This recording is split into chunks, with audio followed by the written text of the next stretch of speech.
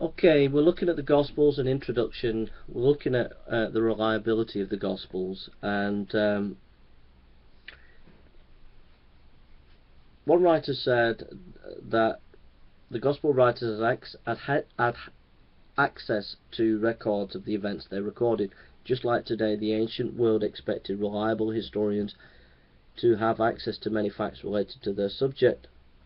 Consider the Roman historian Plutarch in his opening comments on the life of Demosthenes. He laid out this common cultural expectation for how a historian should do his work.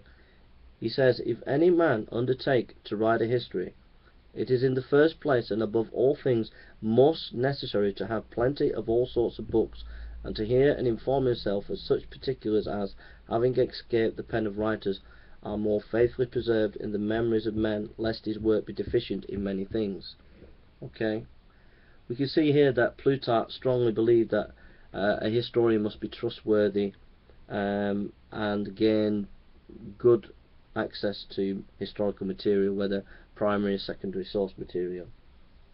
We see this same kind of care mentioned in Luke chapter 1 verse 1 to 3, which exactly mirrors the historian's methodology in the time of the Gospel writer. So we read Luke 1 verse 1 to 3. "Many have undertaken to draw up an account of these things that being fulfilled among us, just as they were handed down to us by those who were the first were eyewitnesses and servants of the word. Therefore, since I myself have carefully investigated everything from the beginning, it seemed good also to me to write an orderly account." Luke 1 verse 1 to 3. So we see here quite clearly, as we compare the Gospel writer's attitude to how to write history, it's very similar, if not similar, exact to the way Greek historians conducted themselves and Roman historians.